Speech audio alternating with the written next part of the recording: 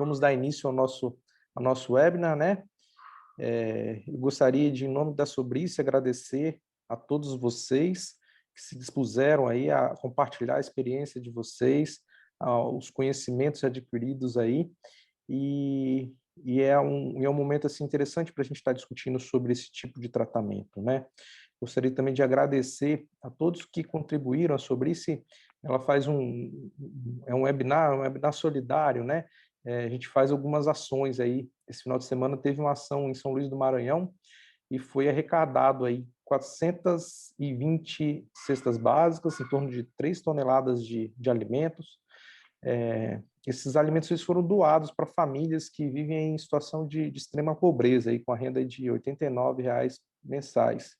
Então, assim, foi para quem realmente precisava, né? E teve esse cuidado. Então, assim, é um apoio que a sociedade faz, a sociedade recebe patrocínios, recebe doações também dos colegas intervencionistas e faz essa ação aí. A gente já fez ações aí em Salvador, no Rio de Janeiro, no Rio Grande do Sul, em São Paulo, e a gente devagarzinho vai fazendo o papel aí de contribuir com a sociedade, né?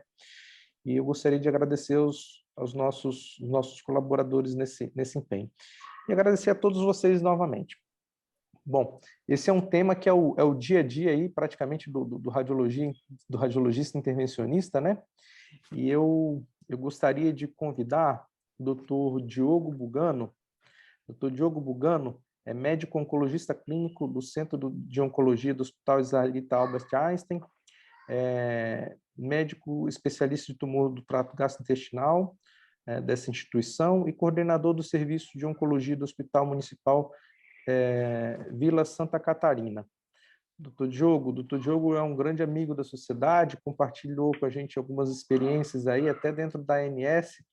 Muito obrigado, viu, Diogo, pela dedicação, pelo carinho aí com a Sobrice. Por gentileza, meu amigo, está aberta a palavra. Perfeito, poxa, sério, poxa, Luiz, obrigado pelo convite. Realmente, eu sou muito próximo da Sobrice, da radiologia intervencionista como um todo, porque eu tenho o privilégio de trabalhar num grande centro que a gente tem todos os recursos possíveis, e eu brinco que vocês salvam a pele do oncologista muitas e muitas vezes, então o mínimo que eu posso fazer é retribuir com essa apresentação. Já vou compartilhar aqui minha tela. Desculpe a bagunça, tá, gente? Bom, então pediu para eu falar um pouco do que muda, né, com novos dados de biologia do HCC.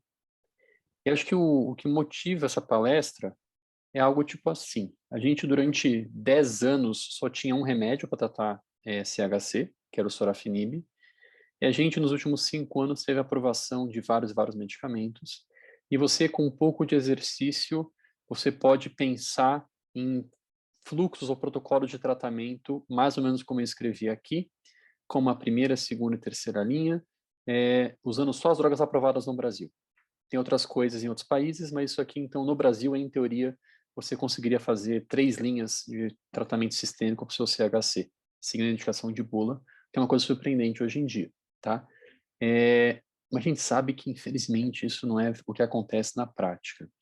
Esse é um trabalho que eu sempre mostro nas minhas aulas, que é um trabalho que acompanhou a evolução dos pacientes com HCC, do diagnóstico ao óbito, e viu o que aconteceu com o tumor desses pacientes. Realmente eles mostram que é verdade que à medida que o paciente vai evoluindo entre o diagnóstico e o óbito, ele tem mais nódulos hepáticos, ele tem mais metástases. Mas você tem aí 30% dos pacientes morrendo com um nódulo hepático apenas, doença unilobar apenas, sem invasão macroscópica e sem metástases. Porque, na verdade, esse paciente está morrendo de cirrose, não de hepatocarcinoma. Né? E esse é o grande desafio dessa doença, que por mais que em teoria você poderia fazer 3 linhas de tratamento, na prática não é isso que acontece. E a gente tem alguns dados agora. Isso foram os dados da ASCO-GI desse ano. Aqui um estudo observacional no Japão, e lá eles têm muita mão com HCC, mostrando quantos pacientes que falham a primeira linha tomam uma segunda linha, só 40%. E quantos dos que falham a segunda linha tomam uma terceira linha, só 40% destes. Tá? Então, na verdade, a gente vê que por mais que tenha os remédios, a grande maioria dos pacientes não consegue tomar vaselina de tratamento, e mesmo os estudos clínicos, esses dados do Embrave, que é o estudo que levou à aprovação do atezolizumab com bevacizumab, você vê aí que mais ou menos só 30% tomam uma segunda linha de tratamento.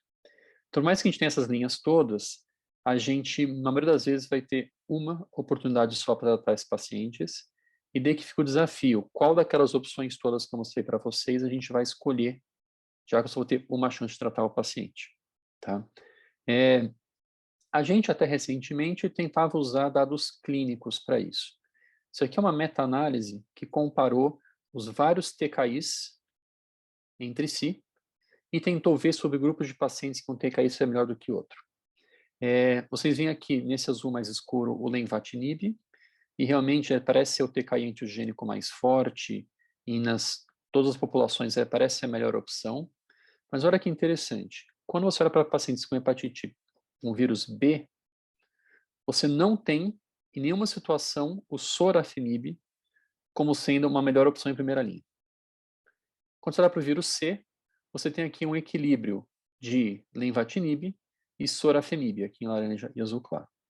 Então, já mostrando alguma sugestão de que a etiologia do HCC torna você mais respondedor ao lenvatinib ou ao sorafenib, por exemplo.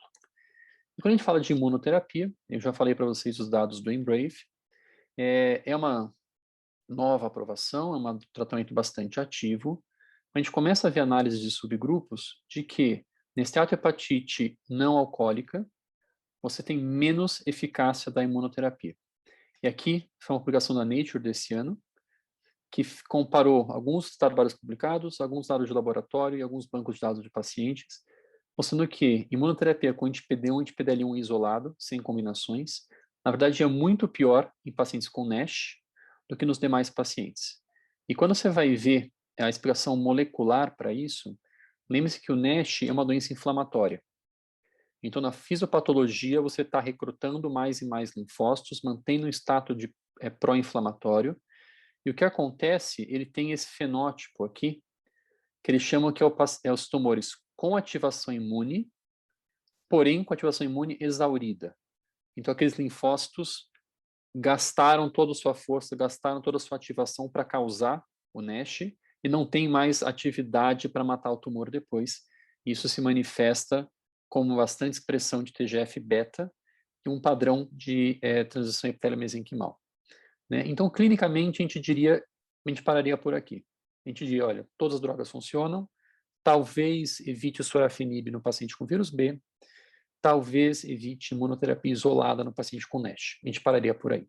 Tá? Só que a gente começa a ter vários e vários dados de testes moleculares e dados de anatomia patológica que podem ajudar a decidir isso um pouco mais. Eu recomendo fortemente que vocês leiam essa publicação, tá? Por isso fiz questão de colocar aqui, que é um ótimo resumo do que eu vou falar daqui para frente. E se vocês forem estudar classificação de HCC, você vai ter milhares de classificações diferentes, tanto histológico quanto molecular. E o que essa revisão fez, ela tentou agrupar essas classificações todas e ver o que elas tinham em comum. E o consenso é que você tem dois grandes grupos de HCC. O que eles chamaram de tumores com alta proliferação, e claro, são tumores menos diferenciados, mais agressivos, que vão ser caracterizados por instabilidade cromossômica, mutação de P53, e vão ter mais ativação imune. E vai ter um grupo de tumores menos proliferativos, mais indolentes, mais bem diferenciados, que vão ter estabilidade cromossômica. Nessa população, você tem dois grandes grupos de CHC. O que eles chamam de tumores com mutação nesse gene, que é o CTNNB1. O que eles chamam de tumores HCC esteatohepático, e é o HCC com características de esteatohepatite. Nesse grupo de alta proliferação, o principal é esse que é o tumor macrotrabecular, que se caracteriza por uma alta agressividade e amplificações desse gene, o FGF19. Vamos ver o que é isso na prática. Então, esses tais tumores, o CTNNB1, então, são tumores que acontecem em 10 a 20% dos casos, mais indolentes, Esse aspecto macroscópico dele, e você pode ter essa colestase dentro do tumor e depósito de bilirrubina dentro do tumor. Na patologia, você vai ver essas microtrabéculas e pontos de cálculos biliares dentro do tumor mesmo. Quando você vai ver a patologia dele, você vai ver que aqui em claro são os tumores CTNNB1 mutados. São tumores maiores, com cápsula intacta, tem esse padrão mais microtrabecular e pseudoglandular, como está mostrando aqui. Tem essa colestase, e esse gene especificamente tem a ver com essa colestase, e tem menos infiltrado inflamatório. É um tumor mais indolente. Quando você compara isso com o outro tumor indolente, que é o tal do subtipo esteatohepático, essa é a macroscopia e é claramente diferente. Claramente tem depósito de gordura nesse tumor. Na microscopia, você vê, sim, então, balonização e depósito de gordura. Na clínica, você vai ver um tumor que tem menos nódulos satélites, menos invasão microvascular, menos mutação de P53, mostrando que é um tumor mais indolente, só que tem pouca mutação de CTNNB1, mostrando que é uma doença completamente diferente da outra que eu mostrei para vocês. E tem uma característica que este tem alta perfil inflamatório, com alta expressão de proteína C reativa, alta expressão de IL-6, e aquilo que eu falei para vocês antes, a fisiopatologia dessa doença são linfócitos sendo recrutados e inflamando o fígado. Claramente diferente do outro que eu mostrei para vocês. E no outro extremo, a gente tem o tal do subtipo macrotrabecular, que em inglês é MTM, que é de Macrotrabeculary Massive Tumors. São tumores massivos, tumores grandes. Na macroscopia, você já vê esse perfil de fazer grandes trabéculas. Você vê, então, aqui um pedaço de tumor com uma trabécula fibrótica entrando dentro dele, que você vê na macroscopia. Esses tumores têm lesões satélite. Na patologia, você vê, então, essas trabéculas bem grosseiras, células bem pequenas, bem indiferenciadas. E esse subtipo é um de péssimo prognóstico. Quando você compara tumores com esse perfil, com tumores com outros perfis, você tem maior chance de recidiva após uma ressecção e menor sobrevida à doença metastática. E quando você vê as características desse tumor, tá, ele é sim mais agressivo, então alfa-feto mais alta, mais nódulos satélites, mais invasão macrovascular, mais mutação de P53. Só que notem, muito mais correlação com hepatite B, e a gente sabe que o tumor na hepatite B é um tumor mais agressivo. Muito mais amplificação de FGF19, que eu tinha mostrado para vocês. E olha que curioso, quando a gente vai comparar a atividade do lenvatinib versus sorafenib, e aqui são culturas de células de HCC, e aqui é a concentração inibitória mínima. Então, quanto mais baixa essa barra, menos remédio você precisa para inibir o crescimento, logo mais potente é o remédio contra aquele subtipo celular. Essas três primeiras populações de células são populações com alta expressão de FGF19, que é o tumor macrotrabecular. E notem que a concentração inibitória do lenvatinib é muito menor nessas populações do que nessa. Eu tinha mostrado para vocês lá no começo que na hepatite B, o sorafenib vai pior do que o lenvatinib.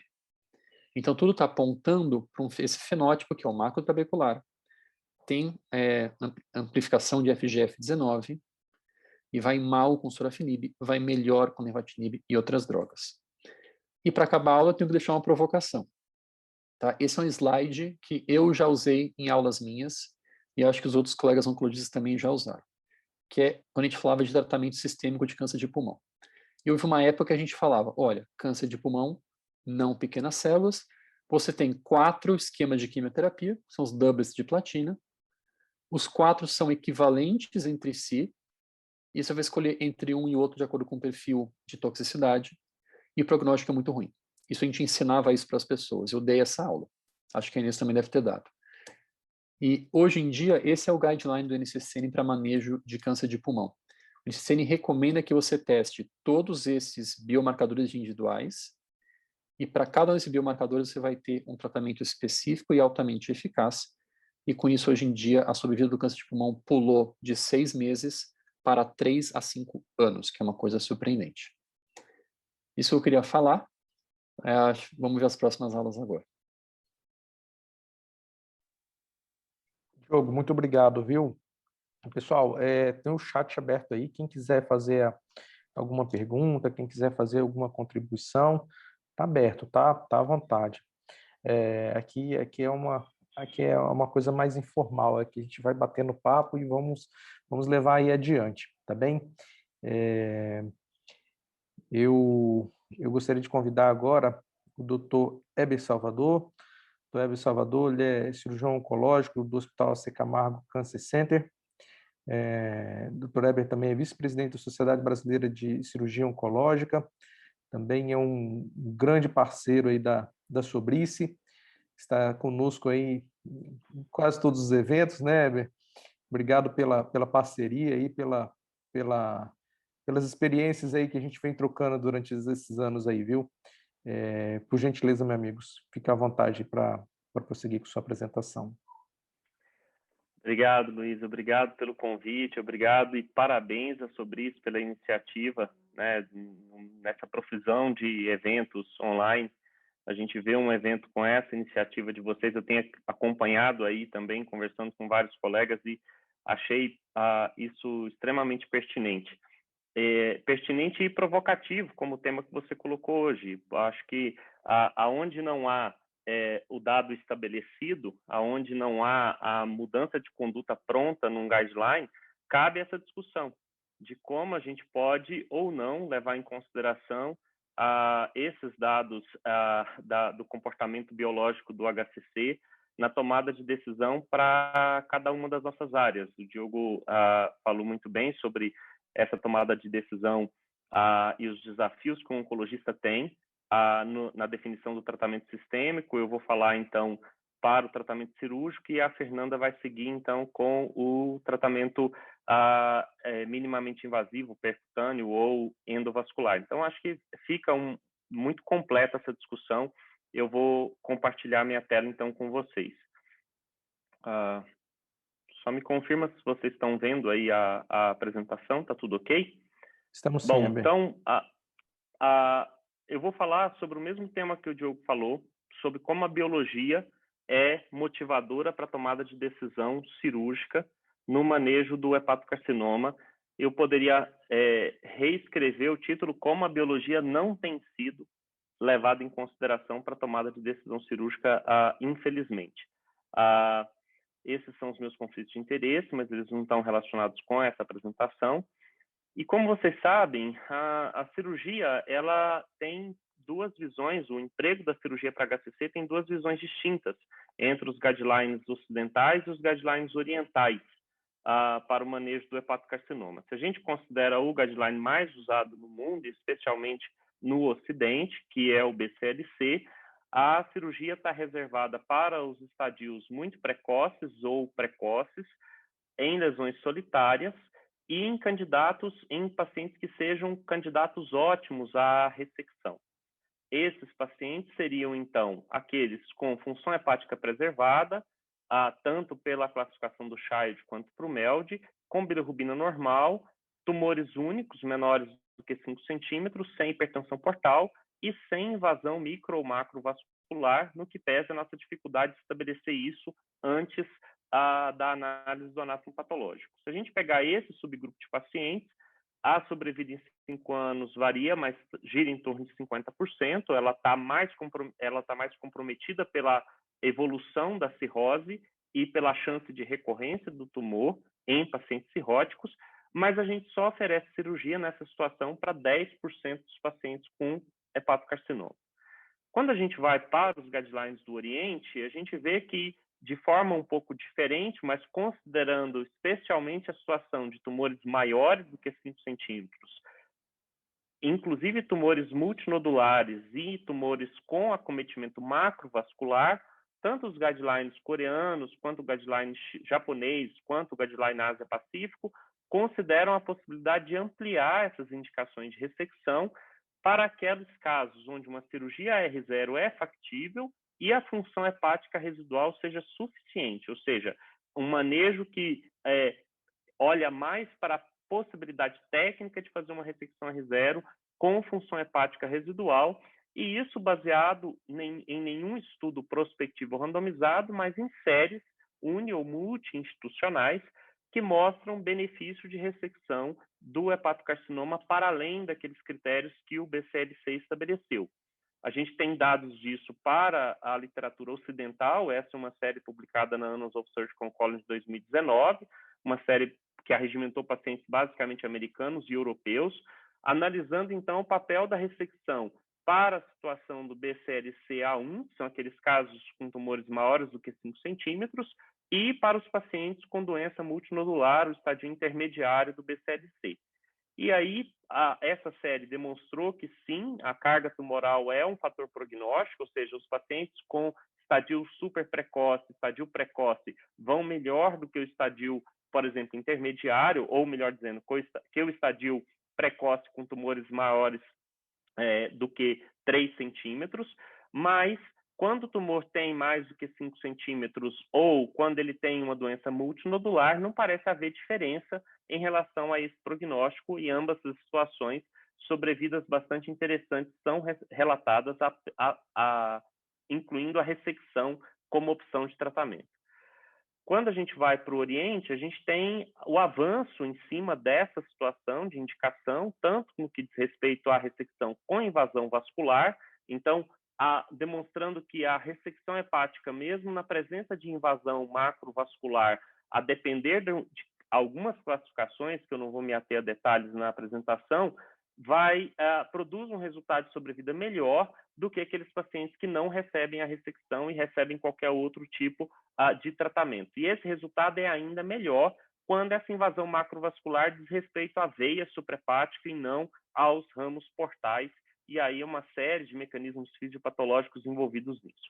Da mesma forma que a gente tem séries orientais, a gente também tem séries ocidentais. Aquele mesmo grupo que publicou em 2019 a avaliação da ressecção em pacientes multinodulares, publicou em 2020 a avaliação de pacientes com ressecção com invasão macrovascular no Ocidente, também demonstrando que pacientes selecionados, especialmente com fatores prognósticos como a alfa-fetoproteína mais baixa, ou então atendendo o mesmo critério que amplia a indicação de transplante em algumas séries, o conhecido up to 7, também derivam resultados de sobrevida bastante interessantes com a ressecção, demonstrando que o papel da cirurgia hoje para o manejo do HCC está em algum ponto entre um critério mais restritivo, como o BCLC coloca, e um critério mais expandido, como os guidelines orientais colocam. E nosso desafio, como numa apresentação dessa, com uma mesa dessa, é justamente estabelecer os pacientes que vão se beneficiar de uma ou de outra abordagem. Mas a pergunta é a biologia tumoral como um guideline para tomada de decisão. Então, se a gente considerar esse conceito, a gente está falando de fatores relacionados à carcinogênese, à invasão local e ao processo de disseminação e recorrência como marcadores para predizer resposta e recidiva, e no caso dos pacientes com hepatopatia subjacente, que são 90% dos pacientes com carcinoma hepatocelular, a evolução da própria hepatopatia e de outras comorbidades influenciando no desfecho de sobrevida global. E aí, como que a gente pode avaliar essa biologia tumoral no momento da tomada da decisão? Depois que recebe o laudo do anatomopatológico, fica mais fácil, mas antes de receber o laudo do anatomopatológico, quando eu vejo o exame de imagem, quando eu avalio o paciente que é potencialmente candidato à ressecção cirúrgica, como que a gente vai avaliar a biologia tumoral? Ou seja, como que a gente vai predizer o comportamento da doença?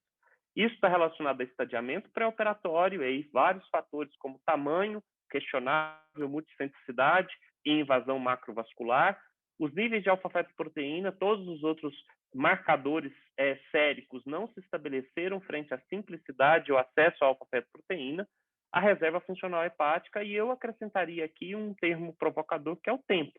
Se a gente tiver tempo para avaliar a biologia tumoral, talvez a gente consiga selecionar melhor esses pacientes. No que diz respeito ao acesso à histologia do tumor, por exemplo, como biópsia, eu sei que a Fernanda vai comentar sobre isso, a gente chegou a discutir isso em algumas situações. O que fica de questionamento anterior é a heterogeneidade, tanto intratumoral quanto intertumoral, nos casos de doença multinodular ou recorrente. e a dificuldade de se estabelecer que o que eu tenho numa biópsia representa o todo do tumor e não somente uma parte, e se é aquilo que está representado que vai levar à definição de prognóstico. A gente sabe que para pacientes ressecados, alguns fatores estão definidos, como marcadores de maior risco de sobrevida, maior risco de recidiva.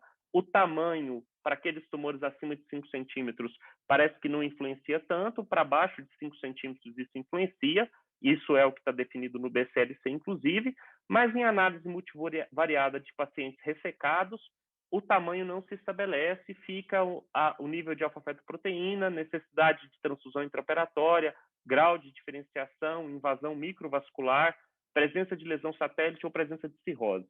E muitos desses fatores, talvez não a alfa-fetoproteína ou a presença de cirrose, só podem ser ou só vão ser determinados depois da cirurgia, no intraoperatório ou no pós-operatório. E aí a gente tem algumas análises do ponto de vista molecular, como o Diego colocou, na tentativa de predizer assinaturas genéticas que antevejam o resultado de sobrevida.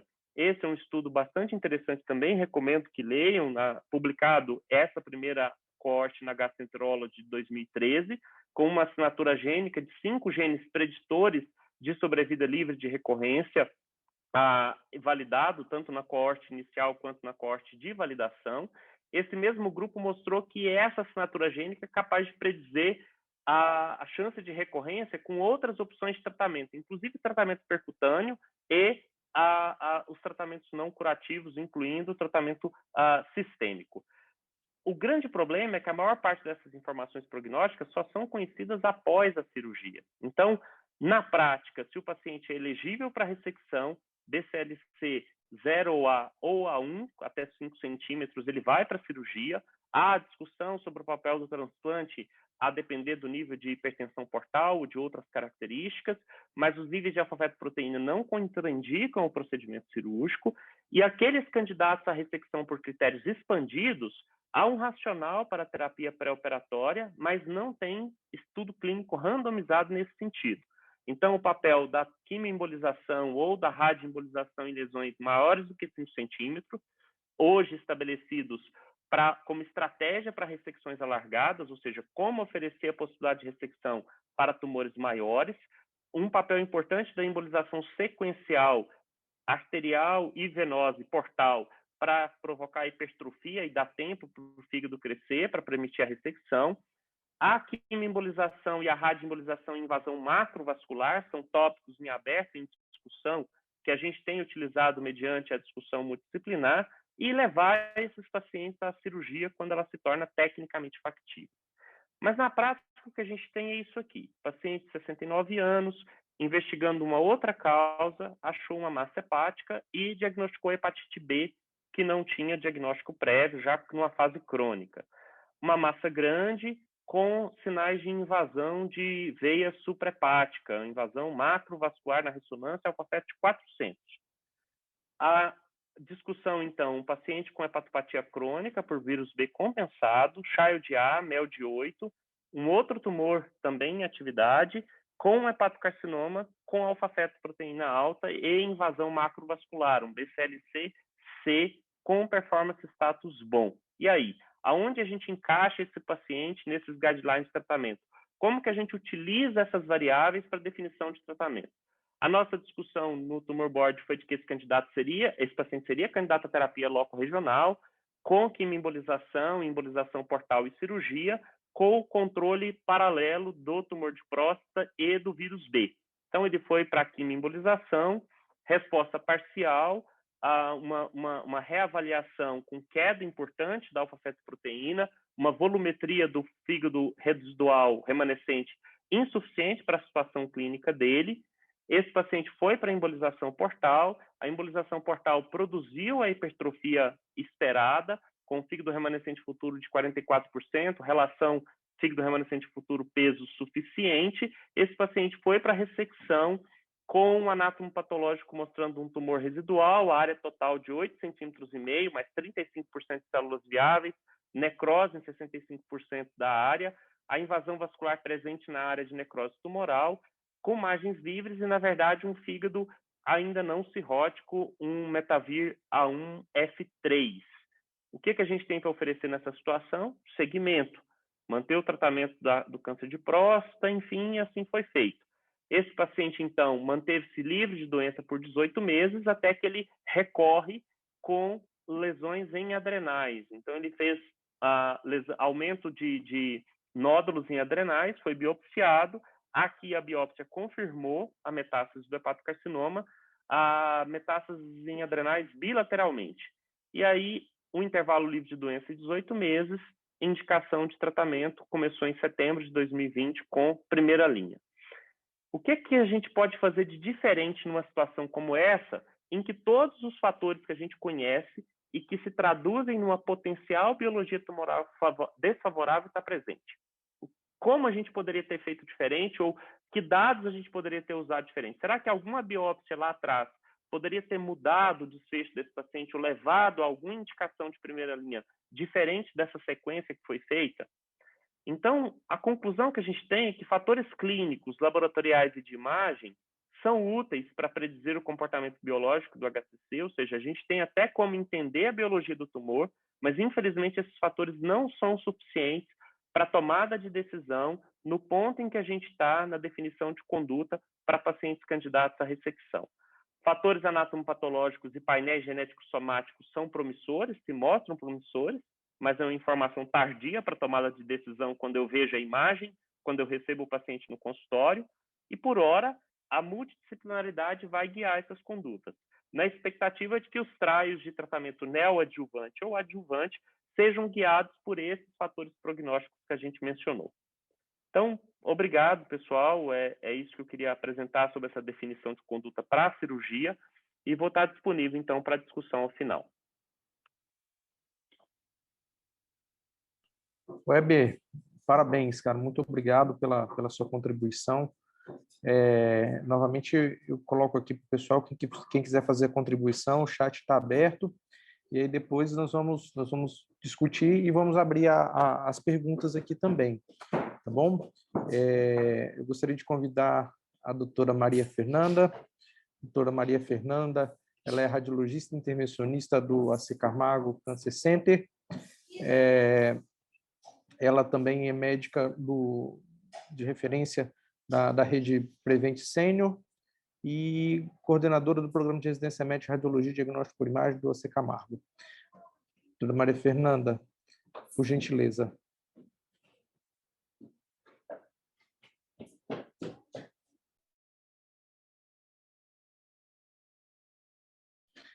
O seu áudio, Fernanda, por gentileza. Tá desligado.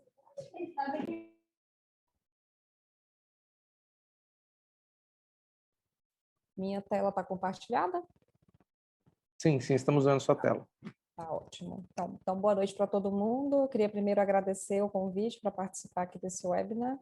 Essa iniciativa da Subrice é muito interessante, tem se perdurado aí ao longo desses meses de pandemia, né, e tem contribuído aí para a gente não ficar parado, né, nesse momento nosso e desenvolver um pouco do nosso conhecimento, além das iniciativas solidárias aí relacionadas às doações que são louváveis.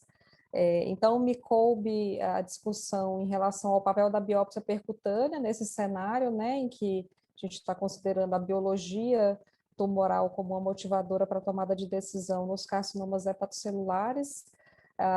Muito do que eu vou mostrar para vocês já foi um pouco discutido aqui, então algumas coisas eu vou passar um pouquinho mais rápido.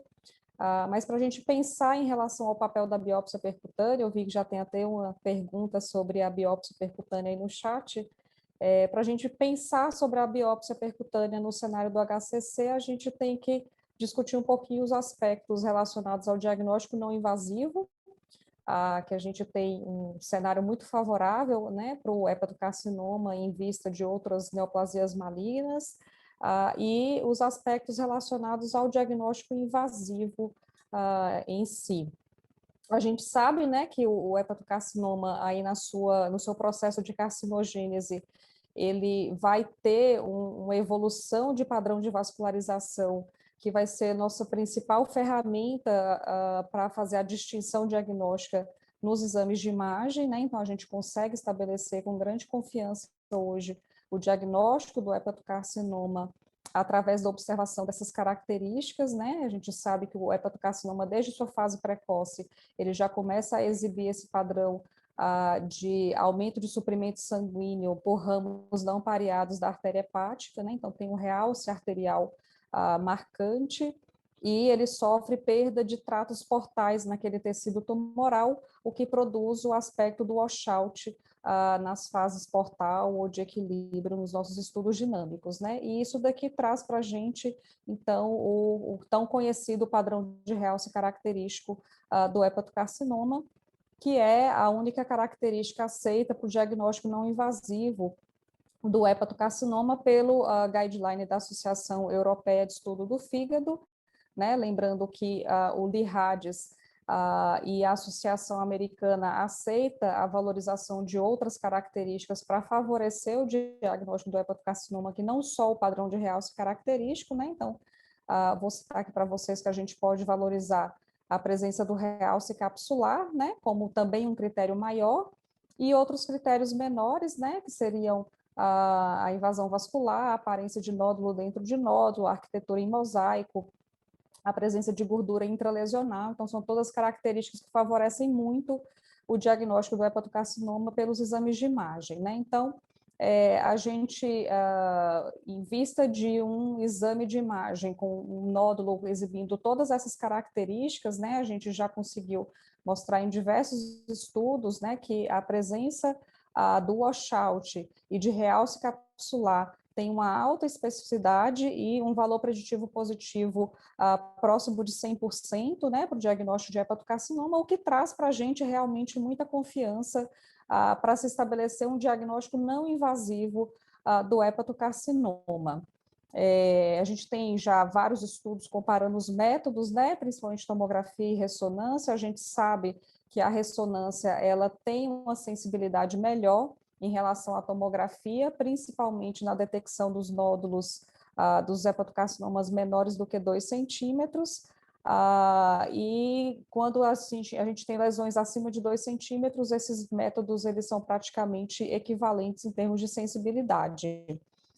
Independente dessa diferença na sensibilidade, os dois métodos trabalham com uma especificidade acima de 90%, quando a gente observa essas características típicas que eu descrevi. Então, a gente tem bastante confiança a partir dos métodos de imagem para se estabelecer o diagnóstico não invasivo do hepatocarcinoma na atualidade, e isso está presente nos nossos guidelines, né, guideline americano, da Associação Europeia, o guideline, o consenso brasileiro, que foi atualizado no ano passado. Todos eles consideram que a gente pode valorizar o diagnóstico não invasivo dos pacientes quando tem um cenário pré-teste alto, né, que são os pacientes cirróticos, com características típicas na imagem. Mas, né, a gente tem a recomendação de que pacientes não cirróticos devem ter o diagnóstico do hepatocarcinoma confirmado pela patologia, né? Então, por meio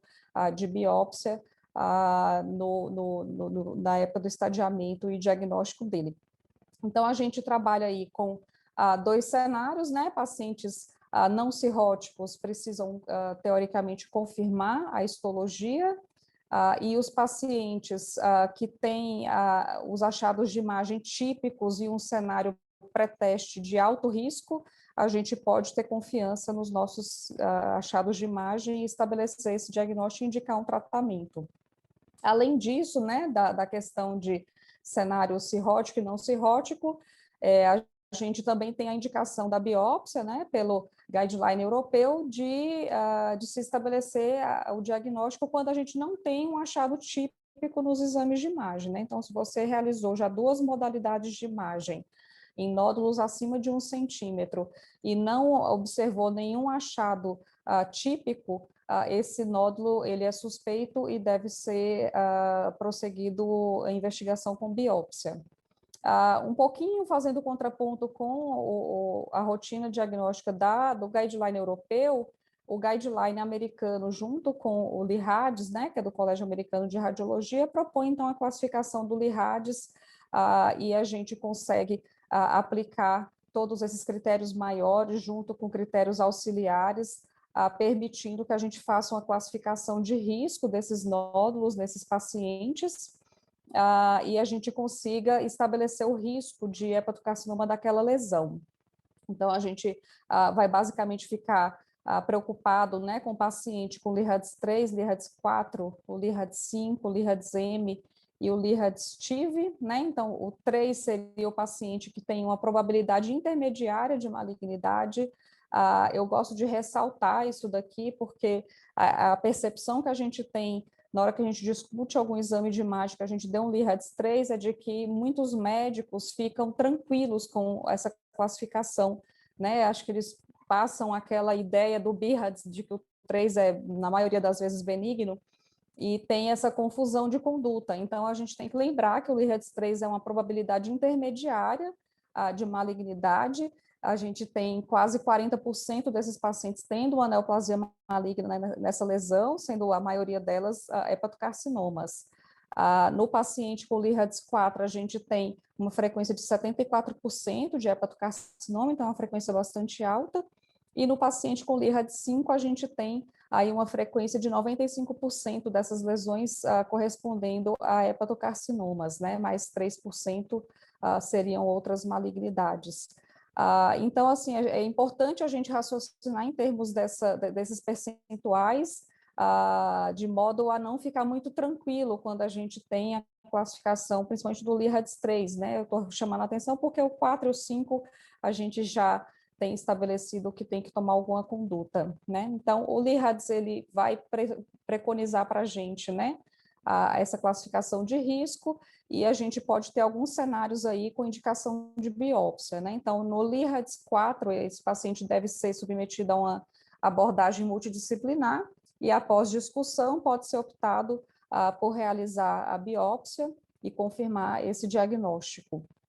No LIRADS 5, teoricamente, a gente não tem indicação de fazer confirmação histológica, o paciente ele deve ser discutido já para estratégia terapêutica, e no LIRADS M, a gente precisa sempre fazer biópsia, porque a gente não tem certeza de qual malignidade esse paciente tem, e a gente precisa dessa confirmação histológica. Assim como no LIRADS TIV, né, os pacientes que têm trombose tumoral de veia, esses pacientes geralmente eles vão ser candidatos a alguma terapia sistêmica, e nesse cenário eles precisariam talvez de uma confirmação histológica para início de terapia. Então a gente tem aí, né, que o diagnóstico não invasivo ele é possível. A tomografia e a ressonância com estudo dinâmico tem uma alta acurácia diagnóstica, nos traz muita segurança em termos de diagnóstico do hepatocarcinoma. E a gente vai sempre poder estabelecer esse diagnóstico. Então, quando a gente tem as características radiológicas típicas, a gente está falando de lesões de pelo menos 1 centímetro de diâmetro e num contexto clínico de alta suspeição, né? Então, principalmente falando dos pacientes cirróticos. E a biópsia, né? Então, que é a pergunta aí dessa aula, né? Quando que a gente vai utilizar a biópsia? Então, o diagnóstico invasivo, ele vai ser necessário, né? A partir desses guidelines. Quando eu não tenho características radiológicas típicas, né? Então, eu preciso esclarecer a natureza dessa lesão, porque ela pode ser um hepatocarcinoma, mas pode ser também outros tumores do fígado. Eu preciso confirmar a histologia quando o contexto clínico do paciente ele desfavorece o diagnóstico de hepatocarcinoma, né? E aqui está dentro deste item o critério de se biopsiar os pacientes não cirróticos, a depender do guideline que você vai optar por seguir. O LIRADS 4, como eu comentei, né? Após decisão multidisciplinar, pode ser necessário a realização da biópsia, assim como o paciente com trombo tumoral de veia ou um provável HCC metastático, ele também vai para uma decisão multidisciplinar e pode ser optado pela realização de biópsia antes de iniciar, antes de se decidir a estratégia terapêutica. Mas será que é só isso, né? Então, a gente vai entrar um pouquinho aí na discussão do tema da aula, né? E a parte da biologia, né? A partir de agora, eu só preciso da biópsia para confirmar diagnóstico, né? Não, a gente já sabe que a gente, na maioria das vezes, vai conseguir confirmar o diagnóstico de uma forma não invasiva. Eu trouxe aqui um estudo que foi até compartilhado pelo Weber, é um estudo antigo, mas traz uma reflexão aí, eu acho que é importante ainda, né, que lá em 2007, os autores já propuseram que o diagnóstico não invasivo do HCC, ele era uma realidade e que a biópsia pré-operatória, ela já era necessária, né, ele valorizava a aplicação do marcador tumoral da alfa-fetoproteína, que hoje a gente tem até muita controvérsia em relação ao uso dela para o diagnóstico do HCC, mas naquela época ainda era valorizado, e ressaltava os avanços nos nossos métodos de imagem, trazendo aí esse aumento de acurácia diagnóstica. E nesse estudo, eles fizeram uma avaliação, uma análise univariada, né, dos fatores que definiram a sobrevida global e sobrevida livre de doença dos pacientes com HCCs grandes que foram submetidos à cirurgia, e a biópsia pré-operatória do tumor foi um dos fatores que eles identificaram como sendo de impacto negativo na sobrevida livre de doença nesses pacientes, né? Então, eles conseguiram mostrar, né, aqui na linha verde, a gente vê o subgrupo de pacientes que fizeram biópsia pré-operatória contra os pacientes na linha azul que não realizaram biópsia pré-operatória, com um impacto negativo na sobrevida livre de doença e redução aí de 52% para 24% de sobrevida em 5 anos. Então, esses autores, né, eles defenderam lá em 2007 que a biópsia deveria ser reservada para os pacientes que não tinham uma proposta de ressecção ou transplante, né, que não tinham uma proposta de tratamento curativo, e que sempre a biópsia deveria ser indicada após uma discussão multidisciplinar. Atualmente a gente tem, né, no Brasil, a gente teve uma atualização do guideline da Sociedade Brasileira de Hepatologia em relação às recomendações para diagnóstico e tratamento do hepatocarcinoma, e elas seguem muito as recomendações dos guidelines internacionais, né, que a gente deveria tratar os hepatocarcinomas com achados típicos sem necessidade de biópsia, né, e que a biópsia deveria ser realizada quando os pacientes não tinham esses achados típicos apenas. Esse consenso, né, ele também traz para a gente aí um relato, né, sobre essas questões, essas preocupações relacionadas à biópsia, né, implante de células tumorais no trajeto da biópsia, complicações relacionadas ao procedimento, mas ele reforça, né, que vários estudos mostraram que isso é superestimado atualmente, e que o paciente que tem uma indicação válida para realizar a biópsia não deveria ter a biópsia evitada por conta desses potenciais riscos que são infrequentes. E ele ressalta, que eu acho que é o interesse nosso aqui na nossa discussão, né, os benefícios que a biópsia podem trazer em relação à avaliação prognóstica, né, desses pacientes com definição de grau de diferenciação histológica, a detecção de invasão microvascular, que às vezes não é possível nos fragmentos de biópsia, mas às vezes a gente consegue documentar, e a confecção de perfis moleculares e genéticos de biomarcadores que possam direcionar aí os nossos estudos de novas terapias para esse tumor, né? Ele ressalta que hoje a gente já tem, como o Diogo já mostrou, né, a gente já tem os padrões morfológicos definindo subtipos de hepatocarcinoma, né, que a gente poderia ter essa definição aí no diagnóstico inicial, caso o paciente realizasse a biópsia, e nesses materiais a gente poderia ter a pesquisa de perfil genético, né, com sequenciamento de DNA e RNA, fazendo aí a distinção dos dois grandes grupos de genéticos, né, que o Diogo já comentou, que é o grupo do HCC altamente proliferativo, né, relacionado principalmente à mutação do P53, com tumores de célula progenitora e macrotrabeculares, e os hepatocarcinomas pouco proliferativos, que estariam relacionados mais à mutação de beta-catenina e mutações relacionadas à doença metabólica, que seriam observadas no HCC esteatótico.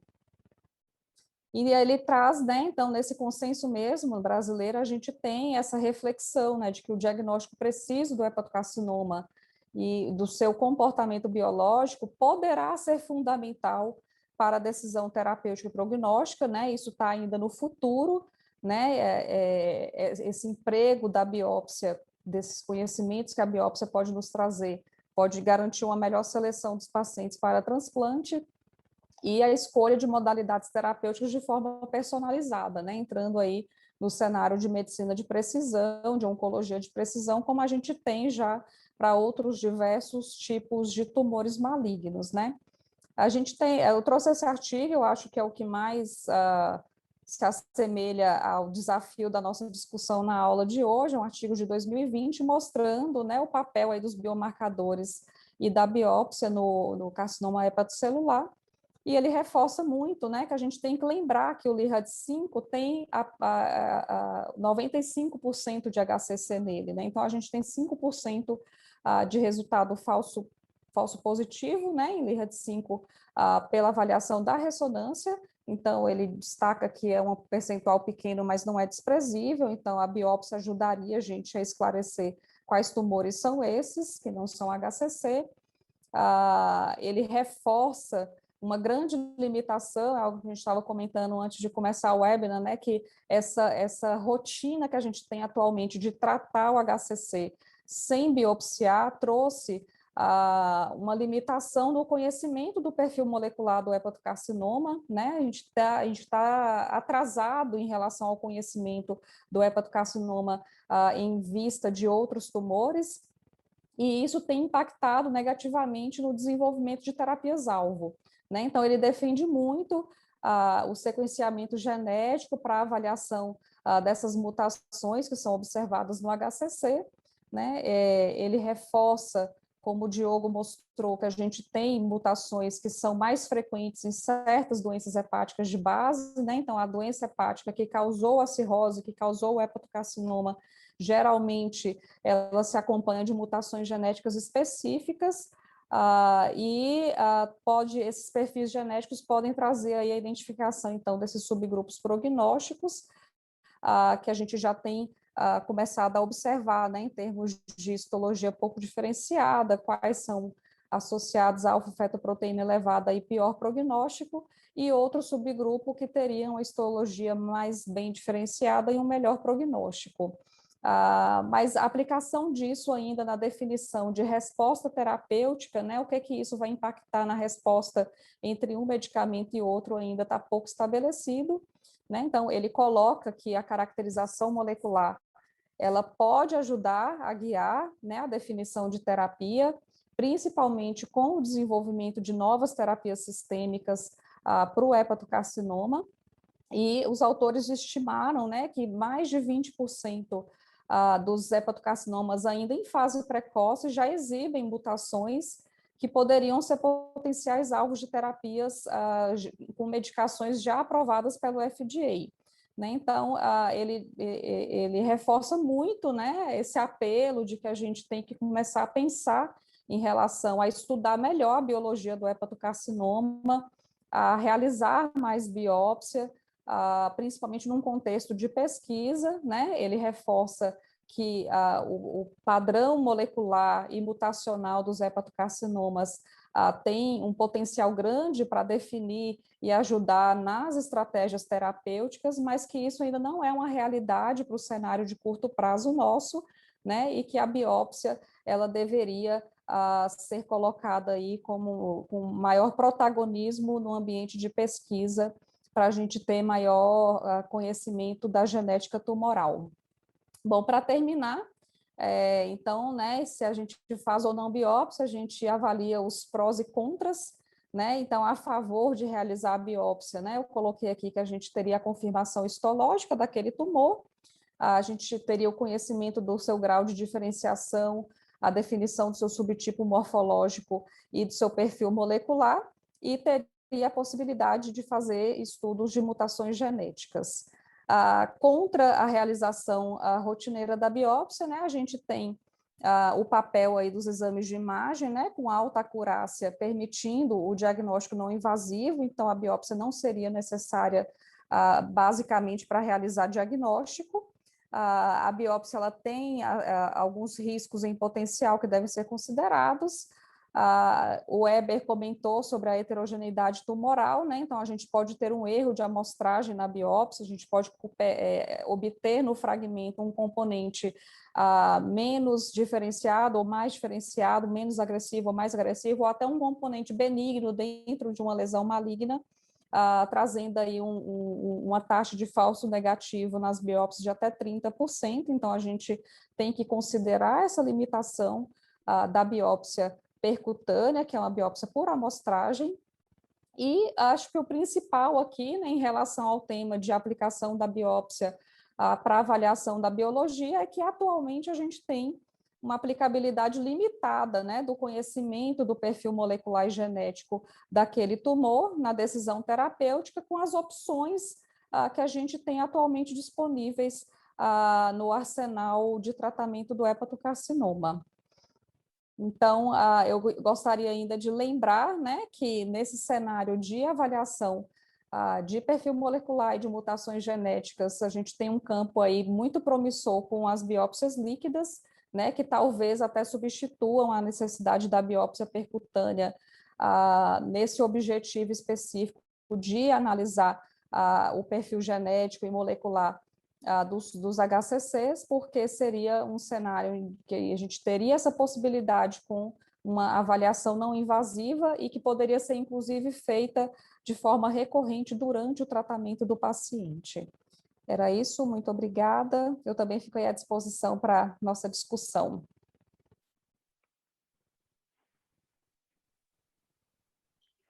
Maria Fernanda, parabéns, viu? Brilhante apresentação. Muito Obrigada, bom, muito Luiz. bom mesmo. Agora eu vou convidar a doutora Maria Inês Braghiroli. Falei certo o seu sobrenome, Maria Inês? Se eu não falei, desculpa, viu? Doutora Maria Inês... Não, impressionantemente certo. Ela fez um treinamento, um fellow em oncologia gastrointestinal no Memorial, em Nova York. A doutora Maria Inês é médica do Instituto do Câncer do Estado de São Paulo, ICESP, da Rede DOR. A doutora Maria Inês também é secretária-geral da Sociedade Brasileira de Oncologia Clínica. Esse aqui é um ambiente para a gente bater um papo e discutir sobre o que a gente ouviu agora, né? E eu gostaria de convidar a doutora para fazer algumas considerações, viu, Inês? Fica à vontade. Depois a gente podia pincelar aqui alguns aspectos das perguntas também que foram colocadas. Eu acho que a boa parte delas já foram respondidas aqui, mas, enfim, fiquem à vontade. Obrigada, Luiz. Eu agradeço em meu nome e agradeço em nome da SBOC também a você e a Solbícia. É um tema que pessoalmente me interessa muito e, claro, todos os oncologistas especialistas em trato gastrointestinal no geral. E eu acho que a gente tem que valorizar as perguntas mesmo, a gente tem uma audiência grande, né? Eu vi algumas perguntas, mas vou pontuar só algumas questões. Antes disso, eu queria parabenizar os três, né? O Diogo, a Maria Fernanda e o Weber, excelentes apresentações, acho que foi de um nível altíssimo e gostaria realmente de parabenizá-los por isso. Eu faria um adendo aqui, até o que o Diogo falou, que a maior parte dos pacientes não chega na terceira linha, mas uma boa parte dos pacientes no SUS, e como você disse, eu trabalho, né, no SUS e na rede privada, como alguns de vocês, imagino que muitos dos nossos, né, colegas que estão assistindo, alguns pacientes não chegam nem na primeira linha, né? Então, de fato, é muito complicado a gente pensar em sequenciamento se uma boa parte da nossa população não consegue ser tratada nem de início, né? E isso falando de doença avançada, né? Imagine que para doença localizada seja, às vezes, até mais complicado ainda, né? Se não for possível que ele tenha acesso a um centro com expertise para transplante, para cirurgia ou para técnicas de radiologia intervencionista. Mas eu pegaria o gancho do que o Diogo falou no final da aula, né, comparando com o câncer de pulmão, que hoje a gente praticamente mudou completamente a nossa abordagem terapêutica, mudamos completamente o prognóstico dos pacientes baseado na análise molecular, e ao que a Maria Fernanda falou no final, para mim a balança é o contrário, eu acho que a gente tem muito mais pontos favoráveis, né, do que desfavoráveis na biópsia. Eu acho que a taxa de complicação de vocês, né, é muito baixa, né, na biópsia percutânea. Eu sei que, óbvio, que nunca vai ser zero, mas, no geral, eu vejo taxa de complicação muito baixa, tanto no serviço privado quanto no serviço público. Acho que a taxa de valor preditivo, né, de falsos negativos é muito menor do que 30%. A gente tem serviços de patologias bons e vocês têm uma técnica excelente em guiagem por imagem, então eu acho que foi superestimado esse valor de 30%. Por favor, me corrijam se vocês acham, né, que é isso mesmo, mas eu realmente não acredito que a gente esteja um valor de 30%, e acho que a parte molecular é o que vai terminar guiando os nossos tratamentos futuramente. Hoje a gente realmente não tem, né, um guia em termos de avaliação molecular, como a gente tem, por exemplo, para o câncer coloretal ou para os tumores de estômago, né, para o HCC, mas provavelmente muito, né, por esse atraso em ter essa análise molecular. E hoje, né, com os estudos clínicos, a gente foi forçado a fazer biópsias. Eu, né, como oncologista e como pesquisadora no ICESP, a gente foi forçada a fazer biópsias desses pacientes antes de tratamento sistêmico, e não é infrequente a gente se surpreender com hepatocolangio ou até com colangiocarcinoma, mesmo com imagens, né, típicas e características de HCC. Então, nesse sentido, acho que a gente tem mais pontos positivos do que negativos.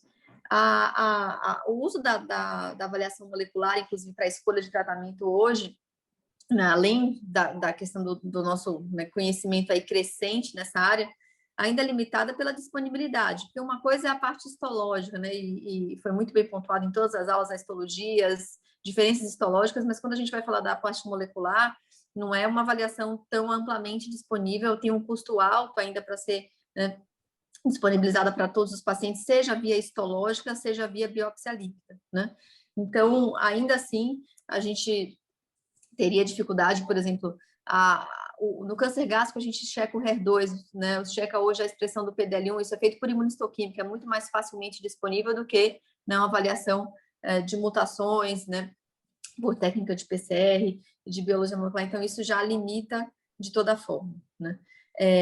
Foi perguntado no chat sobre biópsia líquida. É disponível a biópsia líquida no nosso meio, dá para fazer não para diagnóstico, mas para avaliação de mutações, mas isso tem um custo muito alto, né? Provavelmente a gente vai evoluir para o diagnóstico, né, através da biópsia líquida, mas essa ainda não é uma realidade nem no nosso meio, né? Então, por enquanto, ainda a histologia é o caminho para diagnóstico, e aí a gente fica rendido mesmo pela heterogeneidade tumoral de fato, né? Por fim, eu ainda vi no slide da Maria Fernanda falando de 20% dos pacientes com doença localizados candidatos à terapia-alvo. Eu acho que a gente também está superestimando esse número, infelizmente, né? Infelizmente, mesmo as terapias aprovadas pelo FDA e diversas, né, tratamentos foram incorporados à área de oncologia nos últimos anos, acho que a gente ainda está superestimando esse número, principalmente para HCC, né? Eu acho que essas seriam as minhas considerações. Gostaria novamente de parabenizar todos os três, foram excelentes as aulas, e se você me permitir, Luiz, ou se quiser, eu acho que a gente podia mover para as perguntas, né, do chat. Vamos lá. Tem uma pergunta aqui que eu acho que acredito que o BSL-C seja muito restritivo. Muitas vezes os pacientes se beneficiam da ressecção com aumento de sobrevida, significativamente mesmo com invasão vascular de ramos secundários via porta. A biologia tumoral é importante para a determinação, por exemplo, do downstage, por exemplo, por isso que muitas vezes se espera um determinado tempo para avaliação. Weber, você quer comentar alguma coisa sobre isso aí? Que eu acho que vai mais para a sua área. Comento sim, Luiz. Eu concordo com o Fábio, que colocou essa pergunta aí, na verdade, com a colocação dele anterior a essa, de que a presença do hepatologista é fundamental nessa situação, porque nós três estamos aqui discutindo uma doença que está assestada sobre outra doença, e que o hepatologista é, com certeza, o profissional mais treinado para tratar essa situação de base e, muitas vezes, tratar aquele contexto onde o HCC surge e dar esse apoio para que todas as outras especialidades possam desenvolver a sua ação. A Fernanda também comentou sobre o consenso, né, da Sociedade Brasileira de Hepatologia.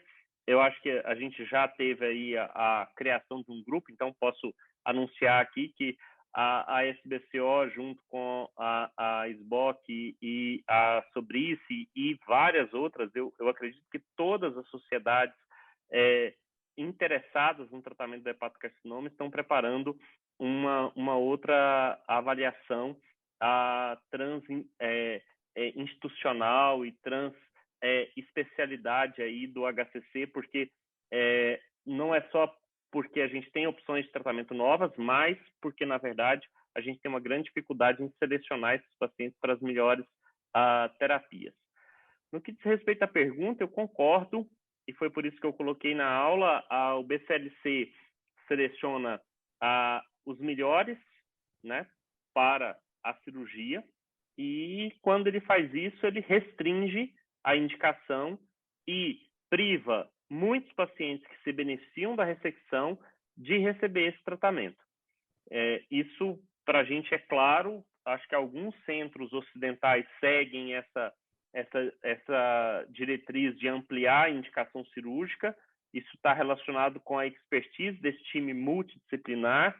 É preciso ampliar essa avaliação, é preciso ter muita segurança na avaliação radiológica e na avaliação do hepatologista e dos colegas do time multidisciplinar a respeito da possibilidade da gente oferecer ressecção para pacientes que fogem daqueles critérios restritivos do BCLC, mas também é preciso fazer um meia-culpa, que às vezes a gente erra e a gente seleciona pacientes que não deveriam ter recebido um tratamento loco-regional, cirurgia ou embolização ou alguma coisa nesse sentido, para essa modalidade de tratamento. Então, é disso que nós estamos falando aqui hoje, que é como nós todos, como equipe multidisciplinar, vamos poder selecionar melhor os nossos pacientes para obter o melhor resultado de todas essas opções de tratamento que a gente apresentou aqui.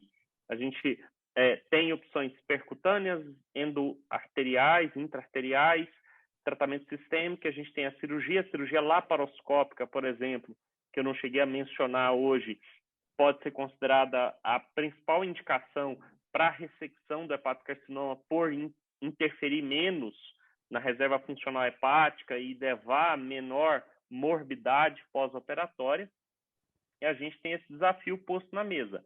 E talvez, numa oportunidade como consenso ou como estudos colaborativos, a gente pudesse se mover nesse sentido. Sim, o BCLC é restritivo e a gente pode ir além dele. Excelente, Heber. Muito obrigado aí pela consideração. Eu até respondi o Fábio aqui no chat, que ele mandou a pergunta para os palestrantes.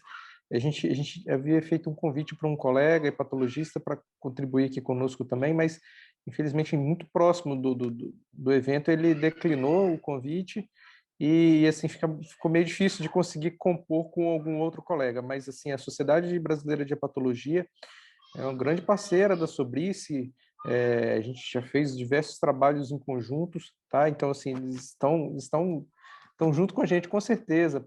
E também gostaria de agradecer a Inês, viu, Inês? Eu não mencionei, mas eles deram uma força também muito grande para a gente aí durante o processo aí de submissão no hall da ANS.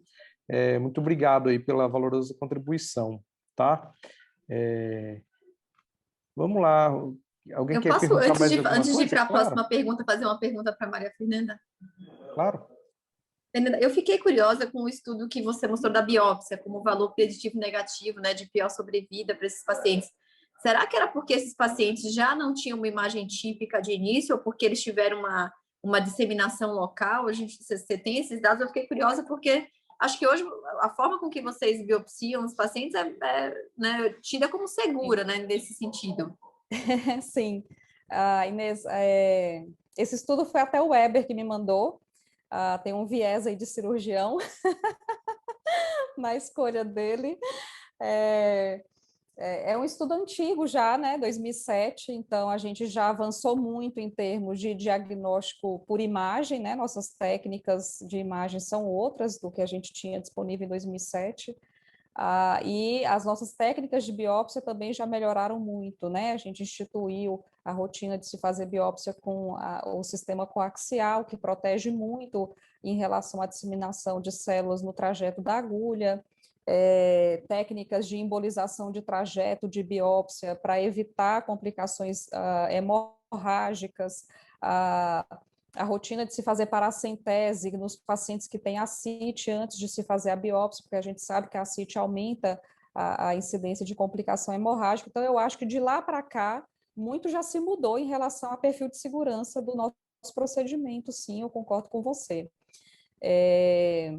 Mas esse estudo ele traz bastante detalhe do que eles fizeram, né? Então, era uma casuística só de HCCs grandes, então eram lesões acima de 5 centímetros, eram mais de 100 casos, e em torno de 1/3 deles, os pacientes tinham feito biópsia percutânea pré-operatória, tá? Então, os pacientes tinham chegado para o centro de referência para tratar, já com a biópsia realizada, que não era a rotina já do serviço deles, né? Então, eles já eram contra realizar a biópsia pré-operatória.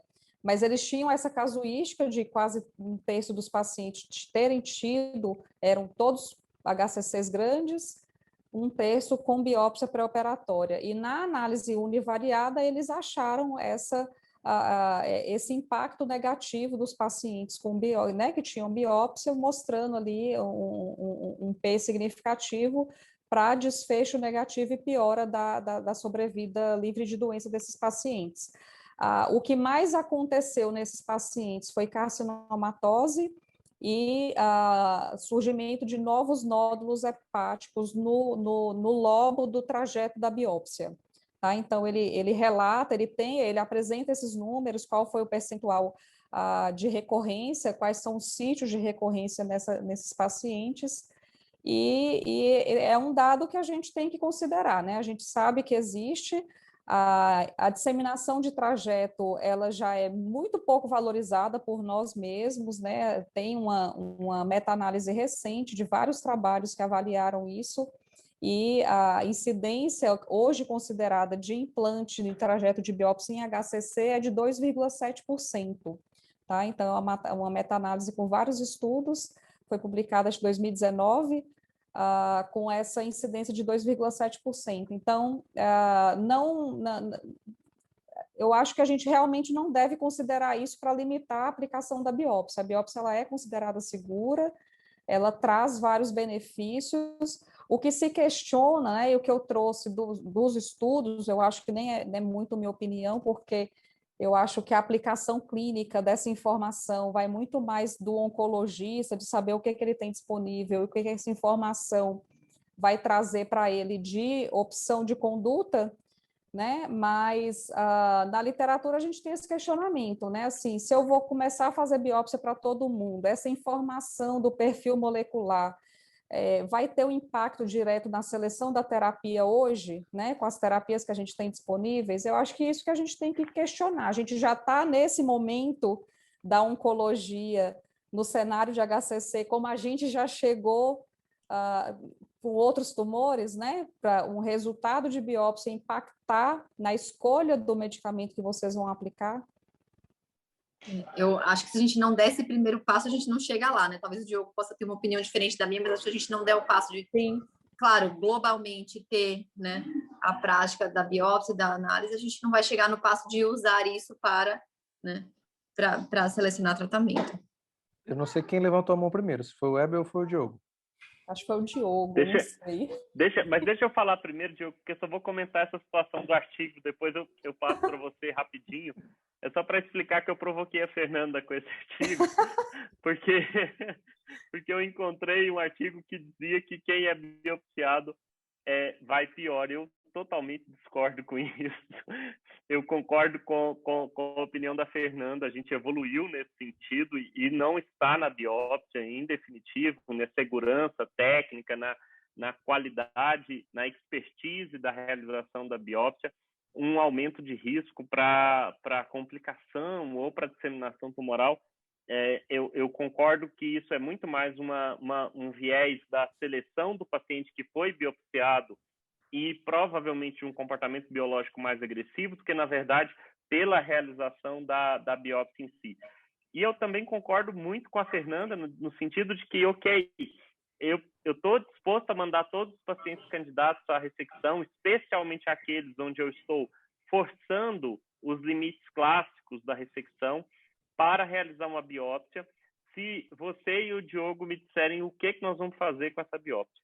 Então, assim que a gente tiver a resposta de, ok, nós temos que fazer, vamos biopsiar, vamos correr o risco, a gente está todo mundo junto nesse mesmo barco. Eu vou só me corrigir aqui, eu não acho que tem que... O paciente vai para a cirurgia, ele já vai ter histologia, né? Então, esse paciente, acho que é mais tranquilo. Eu estou falando do paciente que a gente vai fazer tratamento sistêmico, principalmente. E esse artigo, obviamente, impactaria, né?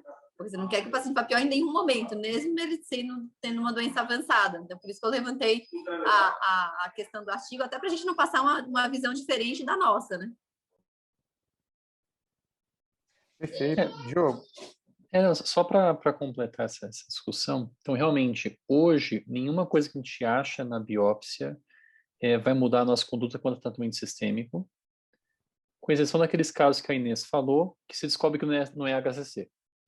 Que se descobre que é que é um NET prevascular, que é um colangiocarcinoma, que é outra coisa, tá? Qual é o problema que a gente tem? A gente ainda não tem um consenso quanto à classificação molecular adequada do HCC. Eu mostrei para vocês na minha aula que você tem vários autores, cada um com a sua classificação. Alguns dividem em 2 grupos, alguns dividem em 5, em 6 grupos. Tem, claro, um overlap e não tem um consenso, tá? Parece, sim, que as 2 grandes diferenciações são a beta-catenina, né? Que é aquele CDNN1 que eu falei para vocês, e o P53. Esse parece ser 2 grandes grupos diferentes, e deve ter subgrupos embaixo desses que reclassificam os pacientes.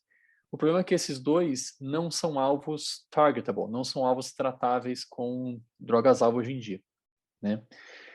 Então, eu acho improvável que a gente use um teste desses para definir uma droga-alvo específica, porque as mutações comuns não são targetable, tá? Mas o que vocês falaram, todos os protocolos de pesquisa hoje em dia mandam você biopsiar, e todos vão tentar achar subgrupos que respondem bem ou respondem mal, né? Então, a gente está tendo agora os dados crus dos trabalhos, que é a população como um todo. A gente deve ter, ao longo dos próximos 2 anos, subgrupos moleculares. E pode ser, sim, que a gente descubra que a imunoterapia é bom para tal subgrupo, que a antigênica é bom para tal subgrupo. Então, acho que isso é para o futuro ainda. Diogo, só fazendo um paralelo aqui com o câncer coloretal, né? A doença mais frequente aqui do trato gastrointestinal. Até pouco tempo, a gente não tinha uma classificação molecular, né, homogeneizada, né? Eram subgrupos diferentes que faziam suas classificações baseadas nas suas né, casuísticas. Então, leva um tempo para que isso aconteça e precisa de dados em grande quantidade para que isso aconteça também, né? Então, acho que o caminho é esse, porque a gente está pensando lá na frente, né? A gente não está pensando no paciente que a gente está tratando hoje, mas estamos pensando, né, no futuro, né, que é o que a gente espera que seja assim, né? Eu acho, Inês, que no cenário de pesquisa é totalmente válido, né, a gente instituir a rotina da biópsia. Eu acho muito difícil, no cenário que a gente está atualmente, de conhecimento e de disponibilidade de terapias, né, que não se afetam em relação ao resultado que a biópsia pode trazer, para a gente instituir isso numa rotina clínica, né? Então, na nossa rotina diária, com os guidelines que a gente tem, com as recomendações que a gente tem, fazendo essa apologia ao diagnóstico não invasivo do hepatocarcinoma, que é um tumor que, por sua característica tecidual, a gente consegue ter uma confiança muito grande no aspecto de imagem, é muito difícil a gente extrapolar isso para a rotina hoje em dia, né? Eu acho que no cenário de pesquisa, totalmente válido, eu super concordo com a necessidade de se avaliar melhor esses parâmetros, esses perfis moleculares e genéticos.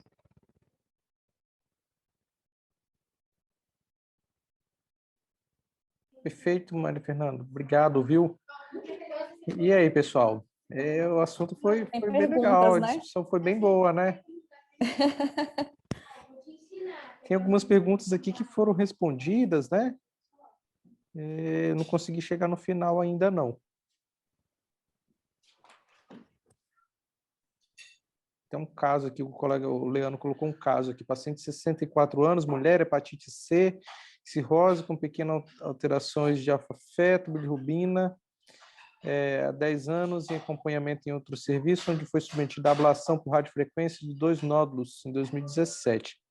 Segundo em acompanhamento clínico, dezembro de 2020, ressonância com 3 nódulos, sendo um Lirades 3, sem aumento de tamanho em 4 meses, e outro Lirades 4 com aumento de 1,8 para 2,2. Veio hoje me procurar, veio repetir nova ressonância, pense em ablação por radiofrequência no Lirades 4 e devo fazer biópsia nos nódulos Lirades 3? E aí, Maria Fernanda? Os nódulos Lirades 3, a princípio, a gente não investiga, né? A recomendação deles é segmento precoce. Né? Então, a gente provavelmente são nódulos menores do que 1 centímetro ou menores do que 2, que não tem nenhum outro achado que favoreça o diagnóstico de hepatocarcinoma, mas que num cenário de alto risco, de alta probabilidade para teste, pode ser realmente um hepatocarcinoma que está surgindo.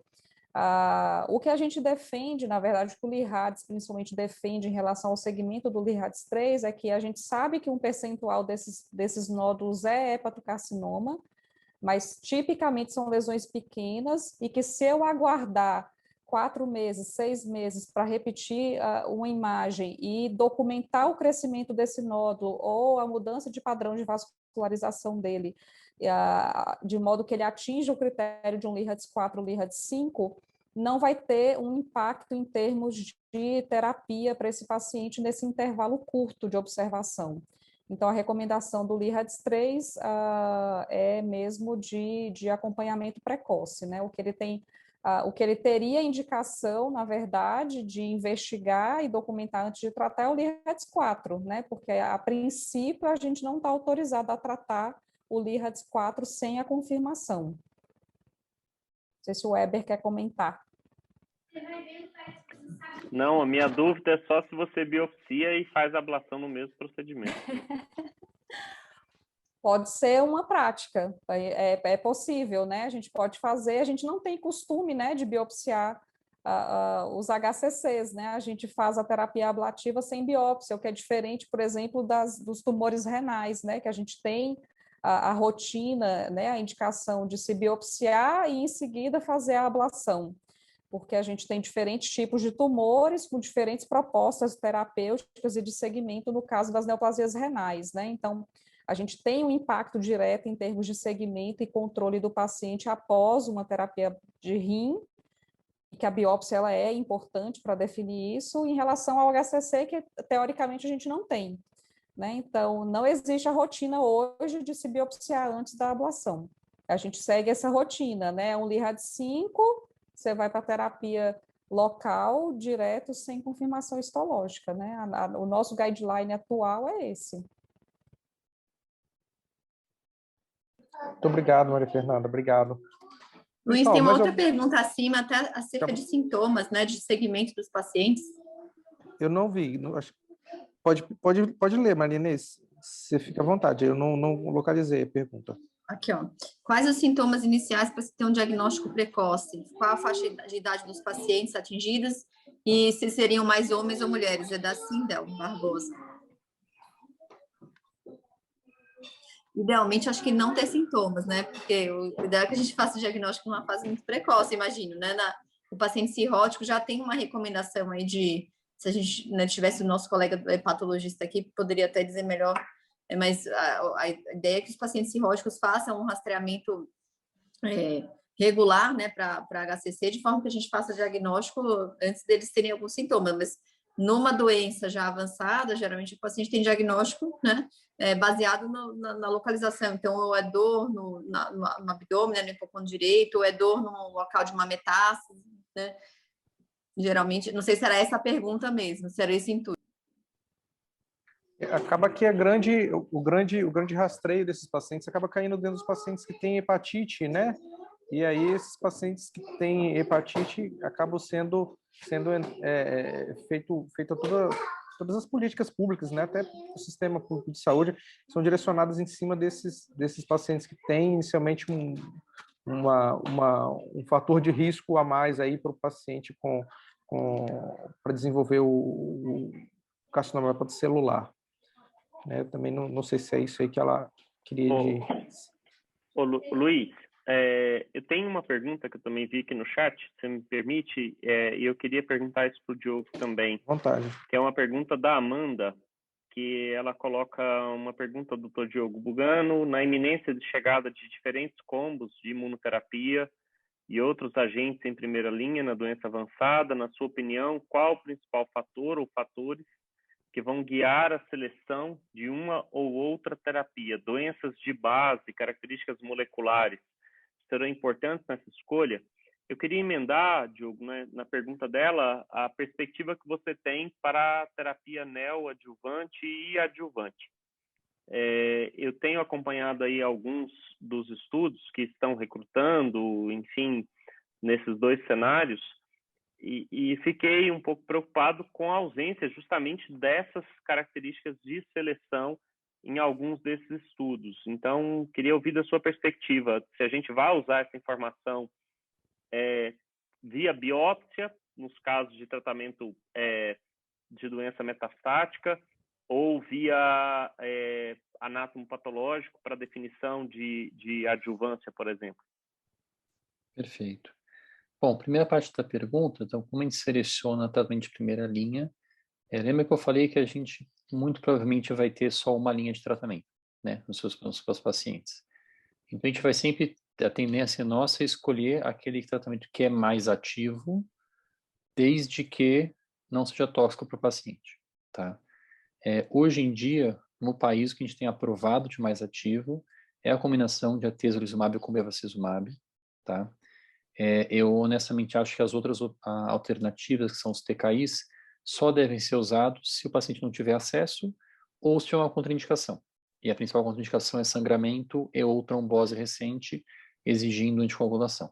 Tá? Para todos os outros pacientes ainda, a gente vai favorecer a combinação. Quanto a outras combinações na primeira linha, então a gente tinha estudos de imunoterapia com TKI vindo na primeira linha, e o principal era do pembrolizumab com lenvatinib, que o FDA suspendeu. O FDA suspendeu esse estudo porque ele, nos dados preliminares, não parecia que a combinação ia melhor do que o atezolizumab com bevacizumab. O FDA falou, bom, parece ser mais do mesmo, então vocês, antes de ir com o estudo, me provem que tem algo de diferente. O estudo está on hold até agora. Tá? Quanto a neoadjuvância e adjuvância, realmente é tentador, não é? Porque a gente passa a ter, nessa combinação que eu falei para vocês, taxas de resposta de 30%, 40%. E antes a gente tinha 0% de resposta com o tratamento sistêmico. Então fica tentador fazer neoadjuvância. A maioria dos estudos ainda é de adjuvância, né, Elber? Acho que de neoadjuvância não lembro se tem algum. A maioria é de adjuvância pós-hepaté, adjuvância pós-TACE e adjuvância pós-ablação. Eles não estão estratificando por perfil molecular, até porque demora a fazer o perfil molecular, o teste, etc. Mas eles estão biopsiando todo mundo antes. Então, aí no estudo de adjuvância, na verdade, você tem o material antes, né? Antes de entrar no estudo.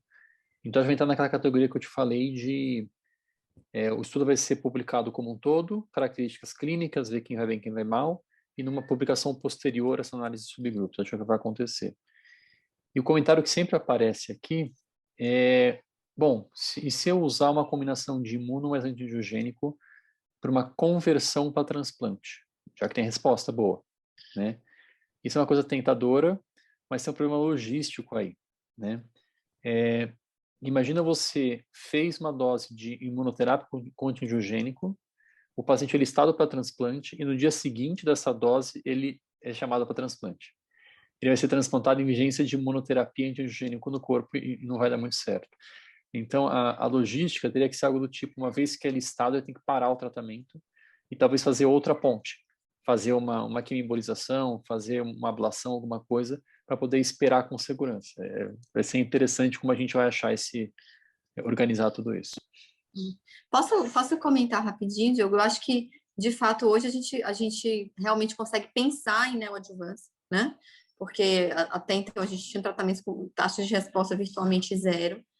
Mas eu vejo diferente. Então, para o transplante, talvez não seja o melhor cenário, mas pensando no paciente que tem uma doença avançada, e eu, coincidentemente, acabei de ver um senhor agora que tinha uma invasão vascular grande, e que agora ele tem tido uma resposta tão boa a essa combinação que a invasão vascular está cedendo e a gente mal vê. Então, talvez seja o paciente agora que vira candidato a uma terapia local, não necessariamente cirúrgica, né? Não necessariamente o transplante, porque também a cirurgia não seria uma contraindicação absoluta desde que ele tenha um tempo, né, livre do antiangiogênico.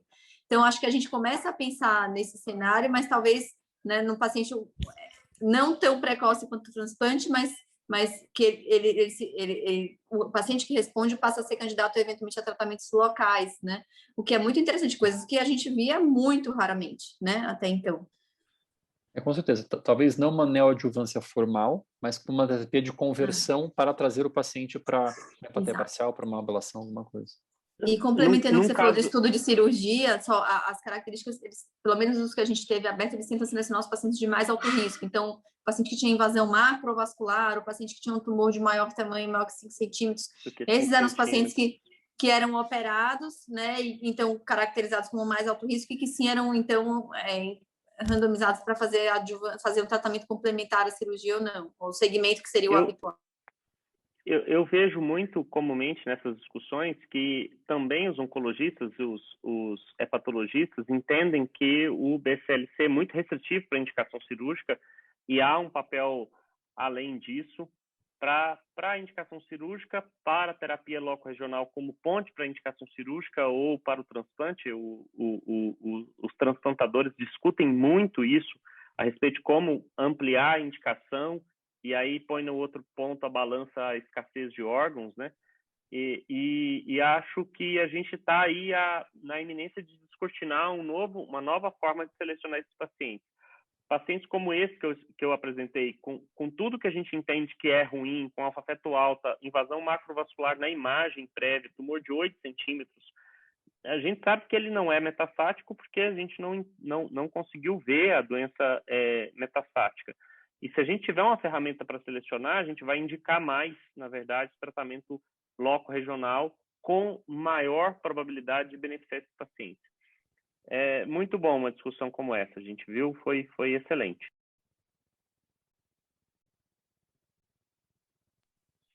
Excelente, pessoal, excelente a discussão aqui e até de manhã, né? Em breve vocês devem receber um convite aí para a gente participar do Congresso da Sobrice, e aí nós vamos poder ter um pouquinho mais de aprofundamento nessa discussão. Vou levar um hepatologista, vou amarrar ele do meu lado, vou levar ele, comigo. Sem dúvida, o time ele é muito mais complexo do que isso, né? Tem a radioterapia também que tem aparecido com técnicas de SBRT aí para tratamento do CHC, né? Tem um transplantador de fígado também que tem um papel importante aí no manejo desses pacientes. Enfim, é um time complexo, é uma doença complexa, não é uma doença simples, e é isso aí que a gente tem que fazer, discutir, para a gente tentar buscar algumas opções aí. Bom, eu gostaria de agradecer a todos. Alguém tem alguma colocação, quer falar alguma coisa? Maria Fernanda, Maria Inês, primeiras mulheres, né? Diogo, Weber. Bom, eu vou finalizar só minha resposta aí para o Leandro, que perguntou sobre o LIRADS-3. Ele deu as dimensões dos nódulos. Tem nódulos grandes, né? 3 centímetros e 2 centímetros. Minha dica primeiro é certificar de que isso é um LIRADS-3. Então, olha bastante com cuidado esse exame. Aplica os critérios auxiliares, não é só aquela tabela de critérios maiores. Então, verifica se nos critérios auxiliares o paciente tem algum critério que favoreça a benignidade, que como é um nódulo estável, pode fazer um downgrade para LIRADS-2, ou se ele tem algum critério auxiliar que favoreça a malignidade, que vai fazer um upgrade desse nódulo para o LIRADS-4. Então, todo mundo fica muito restrito à aplicação daquela tabela dos critérios maiores e esquece que tem os critérios auxiliares, que podem subir ou descer a classificação do LIHADS até o nível 4. Então, nesse tamanho de nódulo aí, Leandro, certifique-se, minha dica é certifique-se de que realmente são LIHADS 3. E se são realmente LIHADS 3, a gente não tem indicação, a princípio, de investigar. Ele vai ficar realmente só no segmento precoce. Então, está respondido para o Leandro. Luiz, eu queria agradecer aí a você, representando toda a Sobrice, pelo gentil convite. Eu adorei, é um tema que eu gosto muito, fígado. O Weber, que me conhece, sabe que eu sou apaixonada pelo tema.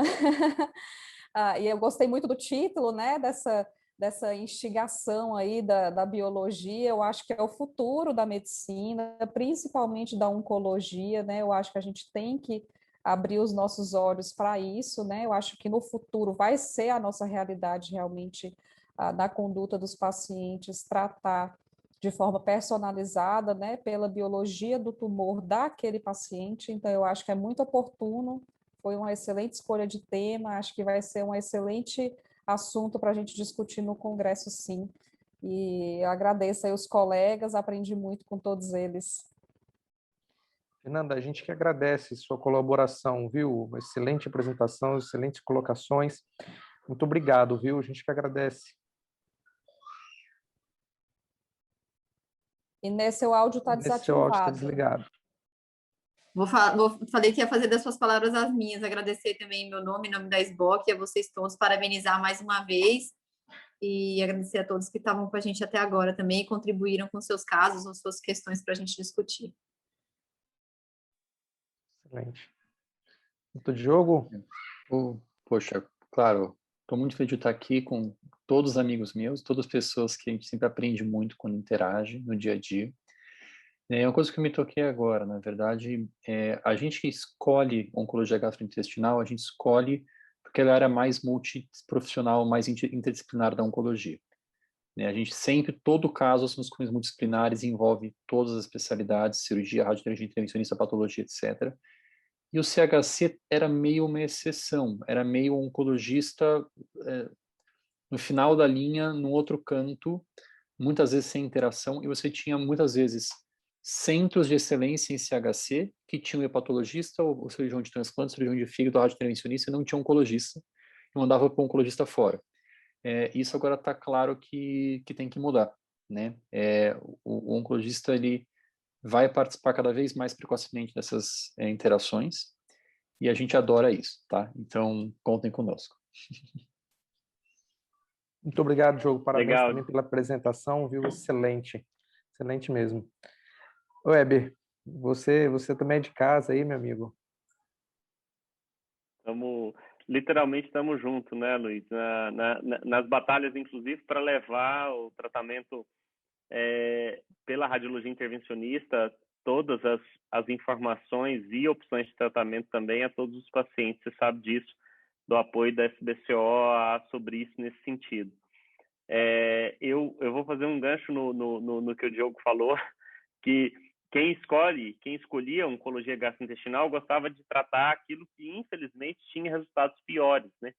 Eu cansei de escutar que, de tudo que eu trato, pelo menos 5 de 7 ou 8 tumores são os campeões dos piores resultados. E acho que a gente está conseguindo mover algumas correntes nesse sentido, viu, Diogo? Eu espero que a gente chegue aí nessa revolução que o pulmão teve, que o melanoma teve, que melanoma para mim era a coisa mais difícil que tinha para tratar e vi essa transformação acontecer, e outros tumores. Eu acho que é isso aí, esse tipo de evento, esse tipo de discussão e a oportunidade que a gente vai ter no congresso de vocês e no nosso congresso também, Luiz, antecipando, que vai fazer com que a gente possa oferecer melhores resultados para um maior número de pessoas. Obrigado pelo convite.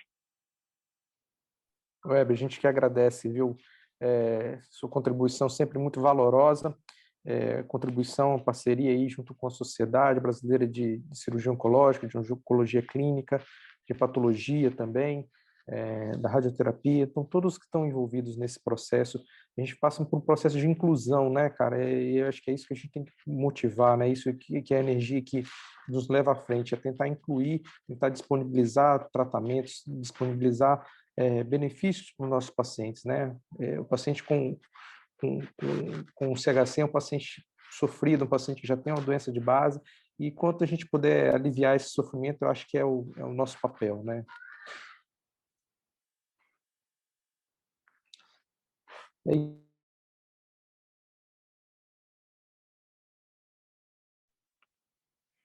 Ficou mudo, Luiz. Você está mudo. É isso aí. Alguém quer falar mais alguma coisa? Acho que é isso. Agradecer também a participação do pessoal aí no chat, que Brilhante. motivou aí nossa discussão. Boa noite para todo mundo. Vamos lá, pessoal. Boa noite. Muito obrigado. Boa noite. Boa noite, obrigado. pessoal. Prazer. Obrigado de novo pela oportunidade. Obrigado a todos.